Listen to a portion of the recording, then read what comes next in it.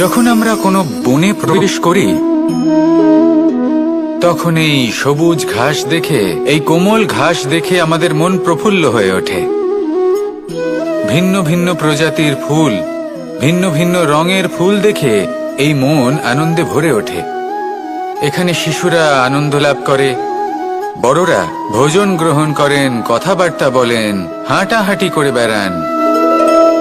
এবার ভেবে দেখুন, যখন এই উপবনের নির্মাণ হয়েছিল সেই সময় যদি এই মাটিকে সঠিকভাবে খনন না করা হতো, যদি তাতে সঠিকভাবে বীজ রোপণ না করা হতো, যদি কোনো সংঘর্ষ না হতো, পরিশ্রম না করা হতো, যদি চলতে চলতে পায়ে কাঁটা না বিঁধে যেত, তাহলে এই সুন্দর বন দেখে আমরা কি এই আনন্দ লাভ করতে পারতাম? কখনোই নয়। ধরুন কোনো নদীর তটে সুন্দর একটি বন আছে, সেই বনের আনন্দ লাভ করতে গেলে আপনাকে সেই নদী পার করতেই হবে। যদি সুখের নদীর কাছে পৌঁছতে চান, তাহলে তটে যে কাঁটা রয়েছে সেগুলোর সাথে সংঘর্ষ করতেই হবে। এই সংসারে যদি আপনি সুখ লাভ করতে চান, তাহলে সুখ লাভের এই যাত্রা শুরু করতে হবে সংঘর্ষ দ্বারা। তাহলে সংঘর্ষকে স্বাগত জানান, এর পেছনেই সুখ রয়েছে যা আপনার জন্য অপেক্ষা করছে। এবার হাসুন আর আমার সাথে ভালোবেসে বলুন, রাধা রাধা। আপনি কখনো কাউকে পর্বতে আরোহণ করতে দেখেছেন? বা আপনি কখনো নিজে কোনো পর্বতে আরোহণ করেছেন? করে থাকলে আপনি এই বিষয়ে অবশ্যই জানবেন যে যখন আমরা শিখরের দিকে এগোই, ওপরের দিকে এগিয়ে চলি, তখন আমাদের একটু ঝুঁকে পথ চলতে হয়। তখনই আমরা সেই পর্বত আরোহণ করতে পারি। কিন্তু যে ব্যক্তি নিচের দিকে ফিরে আসছেন, তিনি কিন্তু ঝুঁকে চলেন না, তিনি দৃঢ়ভাবে সোজা হয়ে নিচে নামেন। এই ভারসাম্য বজায় রাখার এই খেলাতে সংসারের একটা সার লুকিয়ে রয়েছে। যদি আপনিও জীবনে উঁচুতে উঠতে চান, শিখরে পৌঁছতে চান, তাহলে আপনাকেও নত হয়ে, বিনম্র হয়ে সামনে এগোতে হবে। সেখানে যদি আপনি বুক চিতিয়ে উদ্ধতভাবে অহংকার বোধ নিয়ে চলতে থাকেন, সেখান থেকেই আপনাকে নিচে নামতে হবে। কোনো ব্যক্তি তার বিনম্র স্বভাব দেখেই বোঝা যায় যে সেই ব্যক্তি সাফল্যের শিখর দেশে আরোহণ করছে নাকি নিচে তথা খাদের দিকে যাত্রা করছে। তাই সবসময় বিনম্র থাকুন, শ্রেষ্ঠ কর্ম করুন, পরিশ্রম করুন, আর আমার সাথে ভালোবেসে বলুন, রাধার। মানুষ একটা অত্যন্ত শ্রেষ্ঠ কর্ম করতে পারেন, সেটা হলো ভুলে যেতে পারা। আর সেটা বরদানের চেয়ে কম কিছু নয়। মানুষকে যখন কোনো কারণে নিজের প্রিয়জনদের থেকে দূরে যেতে হয়, তখন মনে দুঃখ জাগ্রত হয়, তিনি সেই দুঃখকে ভুলতে পারেন। কখনো কোনো সম্পর্ক থেকে যদি দুঃখ পেয়ে থাকেন, তখন সেই দুঃখকে ভুলতে পারেন। কিন্তু এই সংসারের প্রত্যেক আবেগ, প্রত্যেক বস্তু ভুলে যাওয়া উচিত নয়। বিশেষ করে আমাদের প্রিয়জন, আমাদের পরিবারের সদস্য, যখন এই সংসার থেকে ওনারা চলে যান, তখন যে সৎকর্ম ওনারা করেছেন, যে প্রেরণা ওনারা আমাদের প্রদান করেছেন, কখনো ভুলে যাওয়া উচিত নয়। যখন আপনি কোনো উঁচু স্থানে পৌঁছে যান, আপনি সাফল্য লাভ করেন, তখন সেই সকল বন্ধুদের ভোলা উচিত নয় যারা আপনার সাথে আরম্ভ থেকে ছিল, যারা সব সময় আপনাকে সাহায্য করেছে। আর সব থেকে গুরুত্বপূর্ণ কথা, আপনার বয়স যতই বৃদ্ধি পাক না কেন, মাতা পিতাকে কখনো ভুলবেন না। আপনি যতই বড় হন না কেন, আপনি তাদের সন্তানই থাকবেন। অভিজ্ঞতার দিক থেকে ওনাদের থেকে ছোটই থাকবেন। তাই সবসময় নিজের মাতা পিতাকে নিজের সাথে রাখুন, কখনো তাদের ভুলবেন না। সেই সকল ব্যক্তিদের ভুলে যাবেন না যারা দুঃখের দিনে আপনার সাথে ছিল, তবেই জীবনে সুখ পাবেন। আসুন আর আমার সাথে ভালোবেসে বলুন, রাধা রাধা।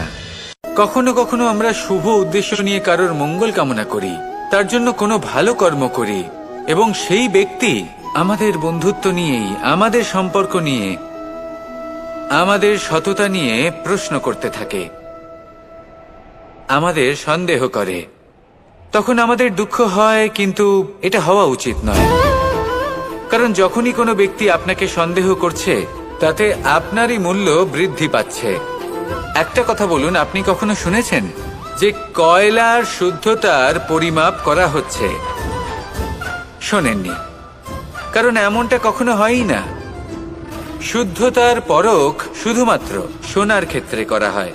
যখন এই সোনা এই পরীক্ষায় উত্তীর্ণ হয়, তখন সেই সোনা কতটা মূল্যবান সেটা সংসার জানতে পারে। সেই রকমই এই সংসার আপনাকেও পরখ করবে। যখন আপনি এই পরীক্ষায় উত্তীর্ণ হবেন, তখন আপনার মূল্য কতটা অধিক সেটা এই সংসারও জানতে পারবে।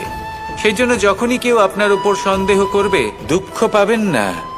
শুধু এই কথাটার খেয়াল রাখবেন, আপনি কি উচিত পথে চলেছেন, উচিত কর্ম করছেন। সকলের প্রতি আপনার মনে যেন সদ্ভাবনা। মানুষের এই সংসারে জীবনযাপন করার জন্য কিছু জিনিসের প্রয়োজন পড়ে। এমন কিছু আবেগ, এমন কিছু বস্তু আছে যেগুলো তার প্রয়োজন হয়। কিন্তু সব থেকে বেশি যে জিনিসটা তার প্রয়োজন হয় সেটা হলো সম্মানের। আমাদের ভালো লাগে যখন কেউ আমাদের সম্মান করে। আমরা কাউকে সম্মান করলে তারও সেটা ভালো লাগে। কিন্তু আপনি দেখবেন যে সংসারে বেশিরভাগ মানুষ দুটি মাপদণ্ডের ভিত্তিতে সম্মান করেন। হয় বয়স দেখে করেন বা উপার্জন দেখে, অর্থাৎ সেই ব্যক্তি কতটা উপার্জন করেন। এবার ভেবে দেখুন, এটা আবশ্যক নয় কারোর বয়স যদি বেশি হয় তার বুদ্ধিও ততটাই বেশি হবে। আবশ্যক এটাও নয় যে কোনো ব্যক্তি যদি অত্যন্ত ধনী হন বা তার মনও নির্মল হবে বা তিনি সৎকর্ম করবেন বা এমন কোনো কর্ম করবেন যাতে উনি সম্মান লাভ করতে পারেন। হতে পারে উনি ধনী কিন্তু দুশ্চরিত্র। সেই জন্য বয়স বা উপার্জন দেখে কোনো ব্যক্তিকে সম্মান করবেন না। কর্ম দেখুন।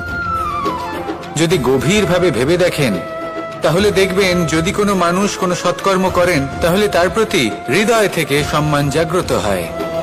এটাই হলো সেই সম্মান যা অর্জন করতে হবে। বয়স আজ আছে, কাল আরো বৃদ্ধি পাবে। উপার্জন আজ আছে, কাল সেটা কমে যেতেও পারে। কিন্তু যদি আপনি নিরন্তর শুভকর্ম করতে থাকেন তাহলে আপনি মৃত্যুর পরেও অমর হয়ে থাকবেন। আসুন আমার সাথে ভালোবেসে বলুন, রাধা। মানুষের জীবনে স্বচ্ছতার একটা আলাদা গুরুত্ব আছে। যদি আপনি নিজেকে স্বচ্ছ রাখেন তাহলে আপনার নিজেরও ভালো লাগবে, সামনের ব্যক্তিরও ভালো লাগবে, একটা অন্যরকম প্রভাব পড়বে। কিন্তু একজন শ্রেষ্ঠ ব্যক্তি কিভাবে হয়ে ওঠা সম্ভব? যার মধ্যে গুণ আছে, শিক্ষা আছে, শুভ চেতনা আছে, যিনি সৎকর্ম করেন। কিভাবে হব সেই ব্যক্তি যার মধ্যে জ্ঞান আছে? শুধুমাত্র স্বচ্ছ থাকলে তো তা হওয়া সম্ভব নয়। প্রথমে আপনাকে বুঝতে হবে যে মানুষের মধ্যে চারটি মূল তত্ত্ব আছে। প্রথম হলো তার শরীর, যার দ্বারা উনি যে কোনো কর্ম করে থাকেন। দ্বিতীয় তত্ত্ব হলো তার মন, যার দ্বারা কোনো কর্ম করার জন্য সে নিজেকে প্রেরণা দিতে থাকে। তৃতীয় তত্ত্ব হলো বুদ্ধি, যে কর্ম আমরা করতে চাই, যে লক্ষ্যে আমরা পৌঁছতে চাই, সেটা আমরা কিভাবে কোন পথে করব সেটা স্থির করা যায় বুদ্ধি দিয়ে। আর চতুর্থ তত্ত্ব হলো আত্মা। আত্মা হলো এমন এক তত্ত্ব যার কোনো সমাপ্তি নেই। আত্মা হলো অজয়। কিন্তু এরও শুদ্ধিকরণের প্রয়োজন হয়। এই চারটি তত্ত্বের শুদ্ধিকরণ করতে থাকুন, এদের নির্মল রাখুন, শুদ্ধ রাখুন। এবং এটা কিভাবে হবে? শুভ চেতনা দ্বারা, জ্ঞানের দ্বারা, এবং সব থেকে বেশি গুরুত্বপূর্ণ প্রেমের দ্বারা। আসুন আমার সাথে ভালোবেসে বলুন, রাধা। মানুষের জীবনে উন্নতি লাভ করার জন্য তিনটি স্তম্ভের প্রয়োজন হয়। প্রথম স্তম্ভ শিক্ষা। এই শিক্ষা আমাদের জ্ঞান প্রদান করে। দ্বিতীয় স্তম্ভ ব্যবসা, যার দ্বারা আমরা ধন উপার্জন করি। তৃতীয় স্তম্ভ হলো আমাদের ঈশ্বর, আমাদের ইষ্ট। এনার সাথে যদি আমরা জুড়ে থাকতে পারি তাহলে এমন একটা মানসিক বল আপনি লাভ করবেন যেটা এই সংসারে আর কোথাও পাওয়া সম্ভব নয়। কিন্তু মানুষ অনেক সময় জীবনে এই তিনটি স্তম্ভ লাভ করা সত্ত্বেও সামনে অগ্রসর হতে পারেন না। তখনও জীবনে কঠিন পরিস্থিতি আসতেই থাকে। এমনটা ঠিক কেন হয়? কারণ সে জীবনে এই তিনটি স্তম্ভ লাভ করে নেয়, জীবনে প্রয়োগও করে, কিন্তু তার ভিতের কথা সে ভুলেই যায়। যেমন প্রথম স্তম্ভ অর্থাৎ শিক্ষা, এই শিক্ষার আধার হলো শুভ চেতনা। যদি অন্তরে শুভ চেতনা না থাকে তাহলে এই শিক্ষার কোনো গুরুত্ব থাকে না। দ্বিতীয় স্তম্ভ, ব্যবসা। পরিশ্রম করে উপার্জন করতে হবে, এই কথাটা আমরা সবাই জানি এবং সবাই চেষ্টাও করি। কিন্তু ব্যবসা করতে করতে আমরা এটা ভুলে যাই আমাদের ব্যবহার কেমন হয়ে পড়েছে। এই ব্যবহার যদি শুভ হয়, তা এই সংসারের একটা নিয়ম আছে, বা বলতে পারেন লোকে তাই বলে, যে শক্তিশালী হয় সে শক্তিহীনকে নত করে দেয়। এমনটাই হয়, তাই না? আবশ্যক নয়, কখনো কখনো এমনও হয় একজন অসমর্থ ব্যক্তি সমর্থ ব্যক্তিকে নত করে দেন।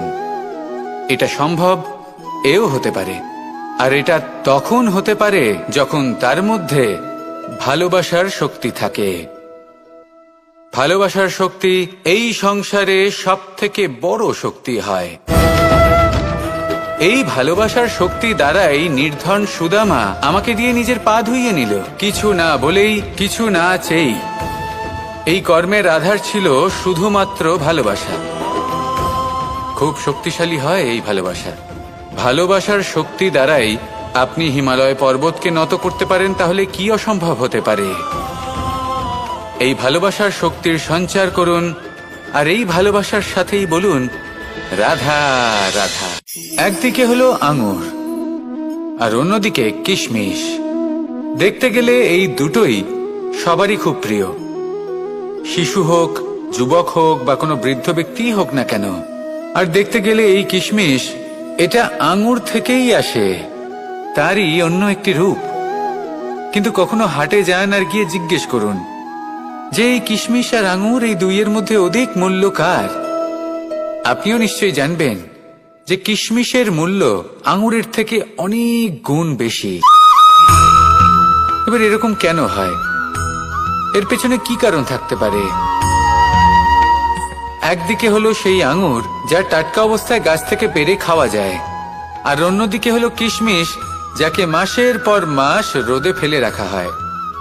একদিকে আঙুর যা কিনা অত্যন্ত রসালো, আর কিশমিশে কোনো রসই নেই।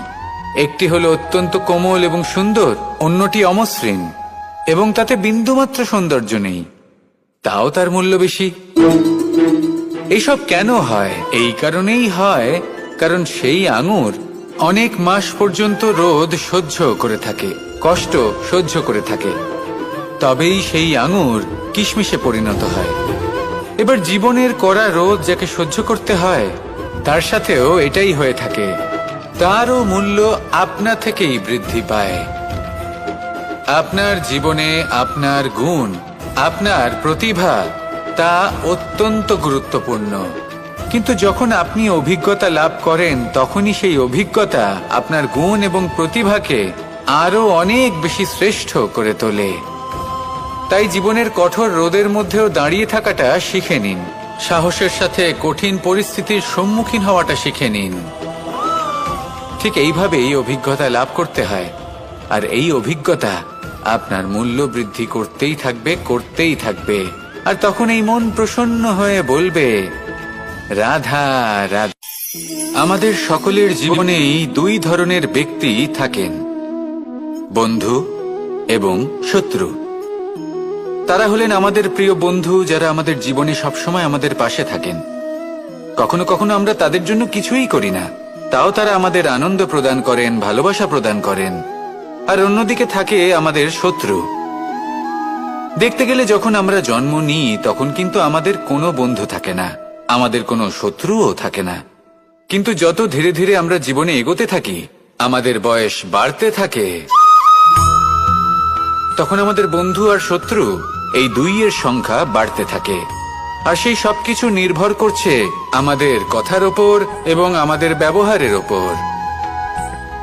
এবারে আপনি যদি কোনো ব্যক্তিকে স্বাগত জানান উদার চিত্তে, ভালোবেসে, তাহলে সেই ব্যক্তি আপনার বন্ধু হবেই হবে। কিন্তু যদি আপনি নিজে হাতে কাউকে সামনে অগ্রসর হতে বাধা দেন, বিনা কারণে তার সাথে খারাপ ব্যবহার করেন, তাহলে তার মনে শত্রুতার বোধ অবশ্যই জেগে উঠবে। আর রইল বিষয় কথার, যদি আপনার কথা মধুর হয়, তাহলে সবাইকে আপনি আপন করে নিতে পারবেন। এই কথাই যদি কটু হয় তাহলে আপনার আপনজনেরাও দূরে চলে যেতে পারে। তাই নিজের কথার ওপর সংযম রাখুন এবং নিজের আচরণ উদার করে তুলুন। জীবনে সুখই সুখ থাকবে। আসুন আমার সাথে ভালোবেসে বলুন, রাধা। এই সংসারে সব থেকে ভয়ানক এবং গভীর অন্ধকার কোনটা?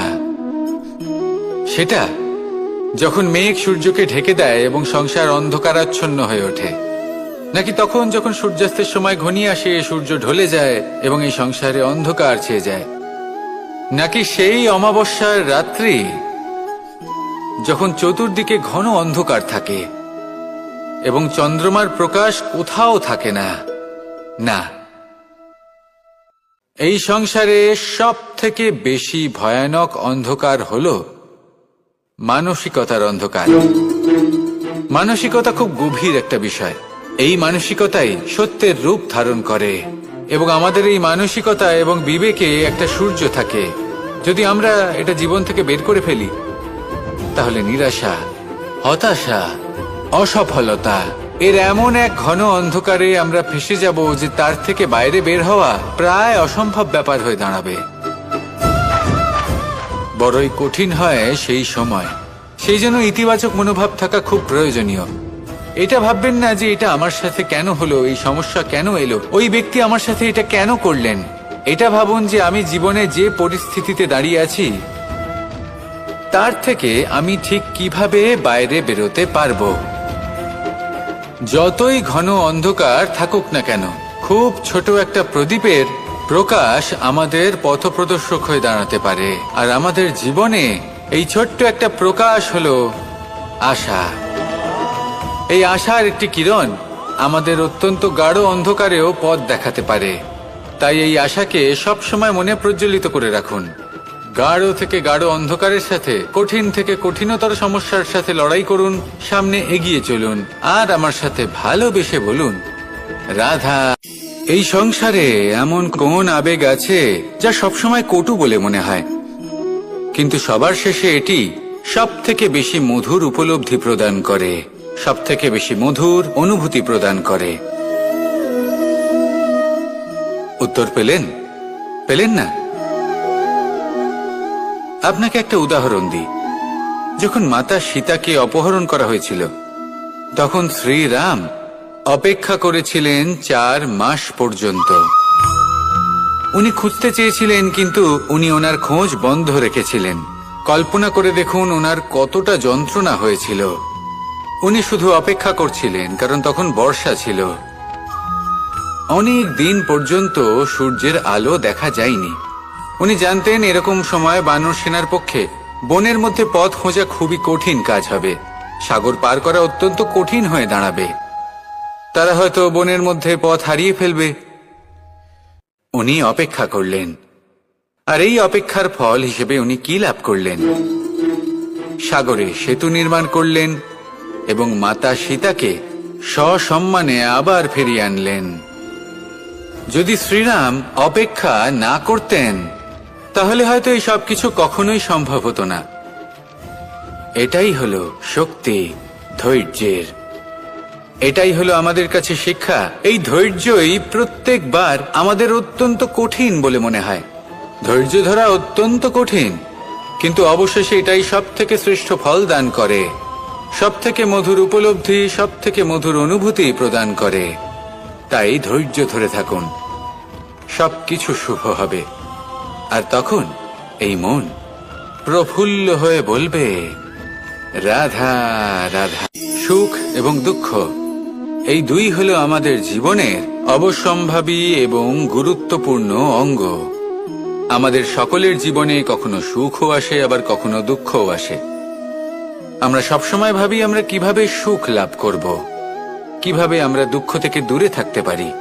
আর এই জীবনে যা কিছুই ঘটুক না কেন, সেই সবকিছু আমরা সুখ এবং দুঃখের মাপদণ্ডে মেপে থাকি। এবার এখানে একটা ছোট্ট বিষয় আছে। এটা ভেবে দেখতে হবে যে কে আসলে সুখী ব্যক্তি। সুখী ব্যক্তি হলেন তিনি যিনি নিজের জীবনে নিজের কর্মের বিশ্লেষণ করে থাকেন, সেই বুঝে পদক্ষেপ নেন। উনি কি করতে চলেছেন সেটা উনি জানেন। আর যদি ওনার কোনো দোষ থাকে বা ভুল থাকে তাহলে সেগুলো শুধরে নিয়ে এগিয়ে চলেন। সেই জন্য উনি সুখী হন। অন্যদিকে যে ব্যক্তি দুঃখী তিনি কি করেন?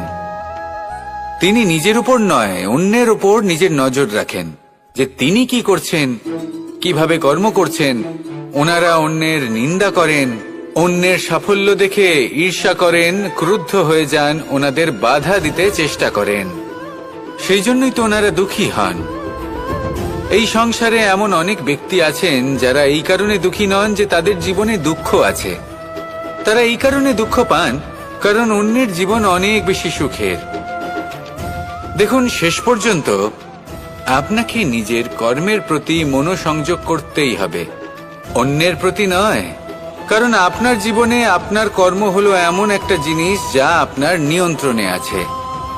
নিরন্তর চেষ্টা করতে থাকুন, নিজের কর্মকে বুঝতে শিখুন, শুধরে নিন, নিজেকে শ্রেষ্ঠ করে তুলুন। তখন সাফল্য নিজে থেকে আপনার কাছে আসবে আর এই মন প্রসন্ন হয়ে বলবে, রাধা রাধা। মুক্তোর এই মালা দেখতে কত সুন্দর হয়, তাই না? যিনি ধারণ করেন তাকেও এটা শীতলতা প্রদান করে। আর যে ব্যক্তি দেখে তার চোখও এই দৃশ্য দেখে শান্তি উপলব্ধি করে। কিন্তু ভাবুন, যদি এমন কিছু হয় যে সুতো দ্বারা এই মুক্তোর মালা তৈরি হয়েছে সেটা কেউ ছিঁড়ে দেয়, তাহলে এই মুক্তোর মালা ছিঁড়ে যাবে আর সমস্ত মুক্তো মাটিতে পড়ে যাবে, ছড়িয়ে পড়বে। তখন কি আমরা এটা ভাববো যে এটা তো মাটিতে পড়ে থাকা বস্তু, এটা আমি তুলব না? ভাববো না, তাই না? আমরা নিচু হয়ে একটা মুক্তো কুড়িয়ে নিই এবং আবার এদের সুতোর মধ্যে প্রবেশ করাই। কেন? কারণ এই মুক্তো হলো বহুমূল্য। এতে কোনো সন্দেহ নেই যে এই মুক্তো হলো বহুমূল্য। কিন্তু এর থেকেও অনেক বেশি বহুমূল্য হলো আমাদের জীবনে আমাদের সম্পর্ক, আমাদের বন্ধু বান্ধব। এই সম্পর্কেও কখনো কখনো বিবাদ হয়, মনোমালিন্য হয়, এগুলোও ছড়িয়ে যায়। আর সেই সময় এই মুক্তোর মতোই নত হয়ে আমাদের এই সম্পর্কগুলিকে হাতে তুলতে হবে, এদের জুড়তে হবে, এদের আগলে রাখতে হবে। কারণ এদের থেকে বহুমূল্য আর কিছুই নেই। আর যদি এই কাজটা আপনি শিখে নিতে পারেন তাহলে আপনার জীবনের এই সম্পর্ক, এই বন্ধুত্ব সবসময় আপনাকে বল প্রদান করবে, আনন্দ প্রদান করবে। আর এই মন সুপ্রসন্ন হয়ে বলবে, রাধা রাধা। আপনারা সবাই একটা গাছের পাতাকে দেখুন, যতক্ষণ পর্যন্ত গাছের সাথে মানে গাছের ডালের সাথে জুড়ে থাকে সে সবুজ থাকে, বাতাসের সাথে সে নড়তে থাকে। যতক্ষণ পর্যন্ত ও সূর্য থেকে পাওয়া রশ্মির শক্তি গাছে পৌঁছে দেয় ততক্ষণ ও ডালের সাথে যুক্ত থাকে। কিন্তু যখন সেই পাতা শুকিয়ে যায় তখন তার কোনো গুরুত্ব থাকে না। সেই পাতা গাছের ডালে এবং বৃক্ষের কাছে বোঝা হয়ে থেকে যায়। এবং এমন এক সময় আসে যখন সেই ডালটি শুকনো সেই পাতাকে পরিত্যাগ করে। এটাই আমরা এই প্রকৃতিতে দেখি এবং এটাই হলো সত্য। আর এটাই আমাদের জীবনে খুব বড় একটা শিক্ষা। যদি আপনিও নিজের জীবনে নিজের আপনজনদের কাছে বোঝা স্বরূপ হয়ে দাঁড়ান তাহলে তারা আপনাকে যতই ভালোবাসুক না কেন, ওনারা যদি নাও চান তাহলেও এমন এক দিন আসবে যখন আপনার আপনজন আপনাকে পরিত্যাগ করবে। সেই জন্য সবসময় আত্মনির্ভর হয়ে ওঠার চেষ্টা করুন, নিরন্তর পরিশ্রম করতে থাকুন, কারোর উপর বোঝা হয়ে থাকবেন না, বরং তার সাথে মিলে দায়িত্ব পালন করুন। এমনটা করবেন তাহলে আপনার সম্মানও বজায় থাকবে এবং সম্পর্কের মধ্যে আপনার মূল্যও বজায় থাকবে। আসুন আর আমার সাথে ভালোবেসে বলুন, রাধা রাধা। আমাদের মধ্যে এমন অনেক মানুষ আছেন যারা বই পড়তে পছন্দ করেন, অনেক মানুষ আছেন যারা ভিন্ন ভিন্ন রকমের কাহিনী পড়েন। এবার পড়তে পড়তে মাঝে এমন একটা অধ্যায় অবশ্যই আসে যা আমাদের হৃদয় স্পর্শ করে যায়। আমরা হৃদয় যন্ত্রণা অনুভব করি, তাও আমরা সেই কাহিনী শেষ পর্যন্ত পড়ি এবং তখন আমরা বুঝতে পারি যে সেই যন্ত্রণাময় অধ্যায়টি কেন এসেছিল, তার থেকে আমরা কি শিক্ষা পেলাম এবং আমরা অবশেষে লক্ষ্যেও পৌঁছলাম। কিন্তু যদি সেই যন্ত্রণাদায়ক অধ্যায়টিতে আপনি থেমে যান আপনি যদি এটা ভাবেন যে আমি আর পড়তে পারবো না, তাহলে আপনি জানতেও পারবেন না যে পরবর্তীতে কি হতে চলেছে। এই মন দুঃখে ভরে উঠবে, মনে প্রশ্ন আসতেই থাকে যার উত্তর আমরা পাই না, নিজেদের লক্ষ্য বুঝতেই পারি না। এইভাবেই আমাদের জীবনেও যদি এমন কিছু হয় যা অত্যন্ত দুঃখজনক, যদি এমন কোনো কঠিন অধ্যায় আপনার জীবনে আসে, থামবেন না। তা হলো আপনার জীবনের কাহিনীর একটি যন্ত্রণাদায়ক দুঃখজনক অধ্যায় মাত্র। শেষ পর্যন্ত এই কাহিনীতে টিকে থাকুন, কর্ম করতে থাকুন। আপনি বুঝতে পেরে যাবেন যে এই কঠিন পরিস্থিতি আপনার জীবনে কেন এসেছিল। আপনি শিক্ষাও লাভ করবেন এবং লক্ষ্যও লাভ করবেন। আসুন আমার সাথে ভালোবেসে বলুন, রাধা রাধা। আশা এবং বিশ্বাস মানুষের জীবনের দুই অমূল্য স্তম্ভ। এটাই হলো ঢাল এবং এটাই হলো অস্ত্র। এটাই আমাদের রক্ষা করে এবং এটাই আমাদের জীবনের পথ প্রশস্ত করে। কিন্তু ছোট একটা সমস্যা আছে। এবার যদি আপনি বটবৃক্ষের থেকে এই আশা রাখেন যে এ আমাকে ফল দেবে, তাহলে সেই আশা ভঙ্গ হওয়াই স্বাভাবিক। আর যদি আপনি বিশ্বাস করেন যে খেজুর গাছ আপনাকে ছায়া প্রদান করবে, তাহলে সেই বিশ্বাসও অবশ্যই ভঙ্গ হবে। তাহলে কি করা উচিত? চোখ বন্ধ করে যে কাউকে বিশ্বাস করার আগে বা যে কারোর থেকে আশা রাখার আগে নির্বাচন করুন যে কার ওপর বিশ্বাস রাখতে চান, কার ওপর আশা রাখতে চান। তবে আমি তো বলবো যে বিশ্বাস করতে হলে নিজের ওপর করুন, যে এই সংসারে এমন কোনো কাজ নেই যা আপনি করতে পারেন না। আর শুধু কর্ম করতে থাকুন আর ভরসা রাখুন ঈশ্বরের ওপর, যে উনি আপনার কর্ম দেখবেন আর আপনাকে আপনার কর্মফল অবশ্যই দেবেন, আপনাকে সাফল্য দেবেন। যদি আপনার বিশ্বাস অটল হয়, নিরন্তর পরিশ্রম করেন, তাহলে ঈশ্বর কখনোই আপনার আশা ভঙ্গ হতে দেবেন না। আসুন আর আমার সাথে ভালোবেসে বলুন, রাধা। যখন মানুষের মৃত্যু হয় তখন কি হয়? অনেক সংখ্যক মানুষ শোক পালন করতে চলে আসেন। যে ব্যক্তি মৃত্যু লাভ করেছেন তার অনেক বস্তু থাকে যেগুলো তার প্রিয়, যেগুলো তিনি ব্যবহার করেছেন। তার শয্যা, তার বস্ত্র, তার আভূষণ সবকিছু তার থেকে বিচ্ছিন্ন করা হয় এবং খালি হাতে তাকে শ্মশানের উদ্দেশ্যে রওনা করা হয়। আমি আপনাকে এই প্রশ্ন করতে চাই, আপনি এই সংসারে কি অর্জন করেছেন? ধন সম্পত্তি, বস্ত্র, আভূষণ, এই সবকিছু যে আপনি অর্জন করেছেন, আপনার মৃত্যুর পরে তা আপনার থেকে দূর হয়ে যাবে। এর উত্তর হলো একটাই, আপনার কর্ম। শুধু সেটাই আছে যা একান্ত আপনার, আর শুধু সেটাই এই সংসার থেকে চলে যাওয়ার পরেও সংসারেই জীবিত থাকবে। যদি আপনি দুষ্কর্ম করেন, তাহলে এই সংসার আপনাকে একটি অনুচিত উদাহরণ হিসেবে মনে রাখবে যে এই ব্যক্তি খুব পাপী ছিল, অনুচিত কর্ম করতেন। যে পথে তিনি চলেছেন সেই পথে কারোর চলা উচিত নয়।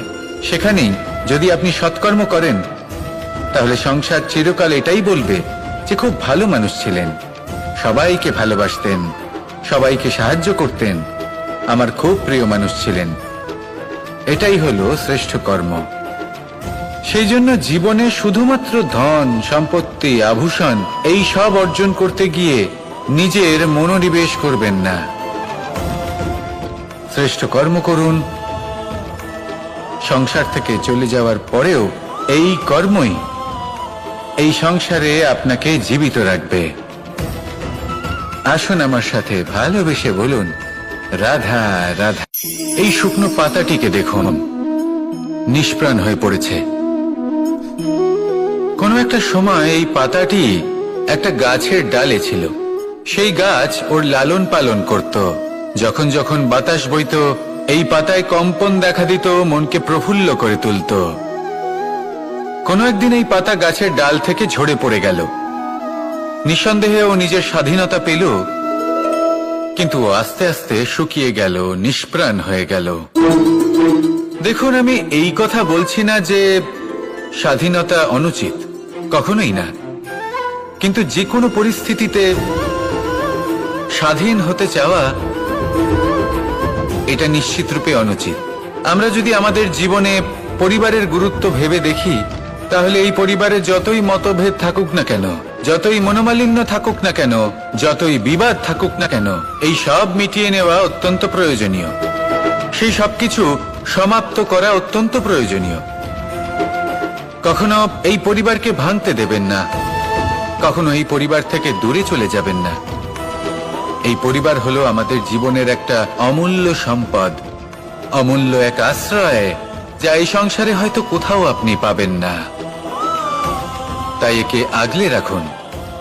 ভেবে নিন আপনি পাতা আর আপনার পরিবার সেই গাছ। আসুন আমার সাথে ভালোবেসে বলুন, রাধা রাধা। কখনো কখনো অন্ধকারের সাথে লড়াই করার জন্য আমরা প্রদীপ জ্বালাই। এতে প্রথমে সলতে রাখি, তারপর তেল ঢালি, তারপর আগুন জেলে এটা প্রজ্বলিত করি। তারপর একটা সময় আসে যখন এই প্রদীপ নিভে যায়। কারণটা কি? কারণ কি এটা যে প্রদীপের প্রকাশমান হওয়ার ক্ষমতা সমাপ্ত হয়েছে? না, এই যে আগুন আমরা দেখতে পাচ্ছি, এই আগুনের জন্য যে শক্তির প্রয়োজন হয় তা আসে এই তেল থেকে। যদি এই তেল সমাপ্ত হয়ে যায় তাহলে এই প্রকাশ তাও সমাপ্ত হয়ে যায়। আর আমাদের জীবনে এই তেল হলো আমাদের কর্ম, আর এই আগুন আর এর দ্বারা উৎপন্ন হওয়া প্রকাশ আমাদের ভাগ্য। যত আমাদের কর্ম ক্ষীণ হতে থাকবে, আমাদের ভাগ্য সৌভাগ্য কোথাও না কোথাও লুপ্ত হয়ে যাবে। যে উজ্জ্বল ভবিষ্যৎ আমরা চাইছি তা কখনো লাভ করতে পারবো না যদি কর্ম না করি। ঠিক যেমন তেল ছাড়া অগ্নি উৎপন্ন হয় না, তেমনি কর্ম ছাড়া সৌভাগ্য হয় না। আর যেমন কর্ম তেমন ভাগ্য। তাই সবসময় কর্ম করতে থাকুন, কর্ম করা থামাবেন না। আর আমার সাথে ভালোবেসে বলুন, রাধা রাধা। যখন আমরা মৌন থাকি তখন আমরা কতটা শক্তি ব্যয় করি, বিন্দুমাত্র নয়। সেখানেই যখন আমরা রুষ্ট হই তখন আমরা কতটা শক্তি ব্যয় করি। আমাদের রক্ত গরম হয়ে ওঠে, চোখ থেকে যেন অগ্নি বর্ষা হয়, আমরা চিৎকার করতে থাকি, জোরে কথা বলি, কখনো কখনো আমরা অনুচিত কর্ম করে বসি। সবকিছুই ক্রোধের বশে করি। এবার এই ক্রোধকে মৌনতায় পরিণত করতে হবে। এই কাজটা চোখে দেখা যায় না, এই কাজ সরল নয়, এই কাজ হলো অত্যন্ত কঠিন এবং এই কাজই শ্রেষ্ঠ। সেই ব্যক্তি শক্তিশালী নন যিনি কথায় কথায় ক্রুদ্ধ হয়ে যান, কথায় কথায় যিনি আক্রমণ করেন। আজ্ঞে না, সব থেকে বেশি শক্তিশালী ব্যক্তি হলেন তিনি যিনি নিজের ক্রোধকে মৌনতায় পরিবর্তন করতে পারেন, যিনি শান্ত মনে পরিস্থিতিকে বোঝেন, তার আকলন করেন আর তারপর বিবেকের দ্বারা সিদ্ধান্ত নেন। তিনি হলেন সব থেকে শক্তিশালী ব্যক্তি। তাহলে সেই ব্যক্তি হয়ে উঠুন আর আমার সাথে ভালোবেসে বলুন, রাধা রাধা। ফলটা দেখছেন আপনি? এটা সেই ফল যেটা গাছের সবচেয়ে উঁচু ডালে পাওয়া যায়, কিন্তু যখন এটা খসে পড়ে তখন এটা আকাশের দিকে যায় না যা ওপরে আছে, সে যায় সেই ভূমির দিকে যে নিচ থেকে তার দিকে তাকিয়ে থাকে। কেন? কারণ এই ফলের নিজের উচ্চতার ধারণা মাটির থেকে নিজের দূরত্ব দেখে হয়। এই ব্যাপারটাই আমাদের মানুষের জন্যও খাটে। যদি আপনি সম্পন্ন হন তাহলে তাদের সাহায্য অবশ্যই করবেন যাদের সামর্থ্য আপনার থেকে কম, যাদের সাহায্যের অত্যন্ত প্রয়োজন। আপনার সামর্থ্য বেশি কারণ তাদের আপনার থেকে সামর্থ্য কম। দেখুন, জীবনে আনন্দ শুধু বড় হওয়ায় নয়, বরং তাদের সাহায্য করেও আছে যারা কোনো কারণবশত আপনার থেকে নিচে রয়ে গেছেন। আর যখন একটা ফল এই কথাটা বুঝতে পারে তখন আপনি নয় কেন? রাধা রাধা। সময় বড়ই বিচিত্র অনুভব দেয়। যখন অপেক্ষা করছেন তখন অনেক লম্বা হয়ে যায়। প্রতিটা মুহূর্ত একটা গোটা দিনের মতো মনে হয়।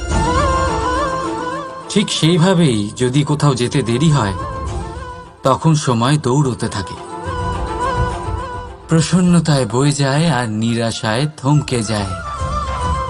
আপনদের সাথে থাকলে সময়ের খেয়ালই থাকে না, শত্রুদের সাথে থাকলে সেই সময়ই খারাপ হয়ে যায়। কিন্তু এটাই কি সত্যি বাস্তব? না, সময় তো সময়ই হয়, নিজের গতিতেই চলে সে। শুধু সেই গতির আভাস আমাদের মানসিক অবস্থা অনুযায়ী বদলে যেতে থাকে।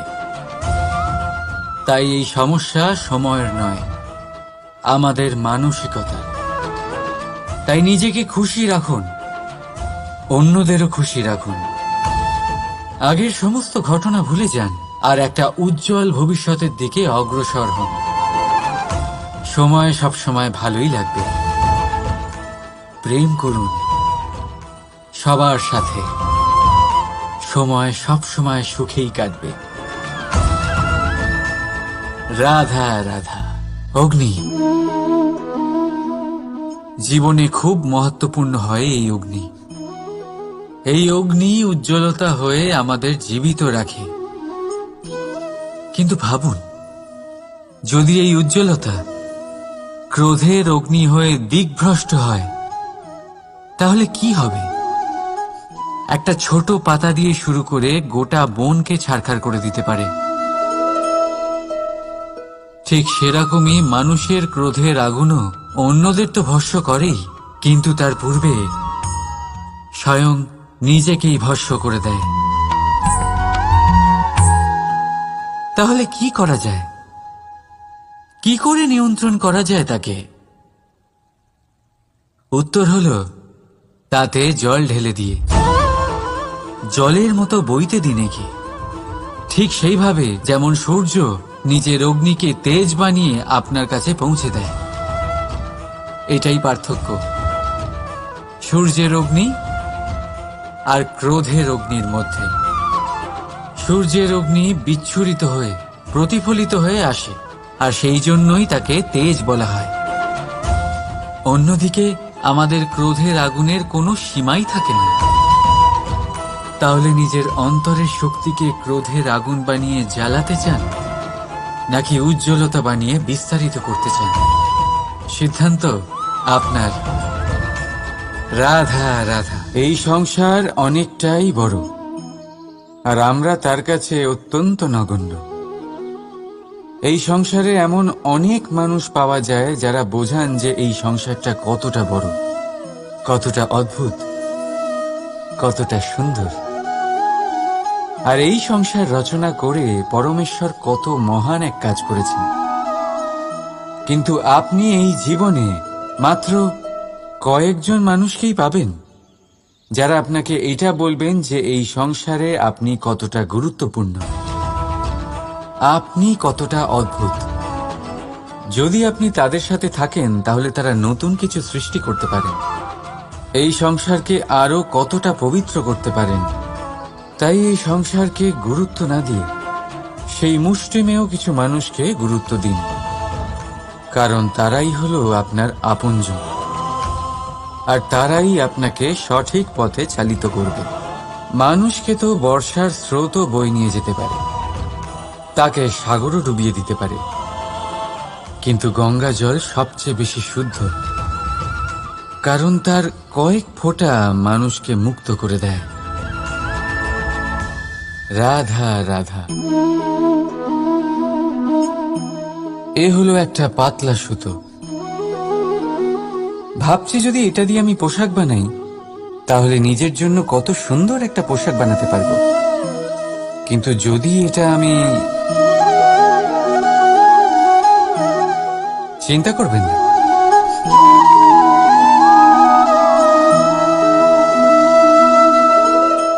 দেখুন এই সুতো জোড়া লেগে গেল।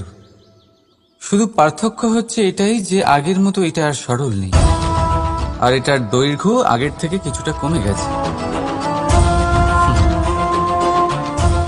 এই সংসারে প্রেমের সাথেও ঠিক এটাই হতে পারে।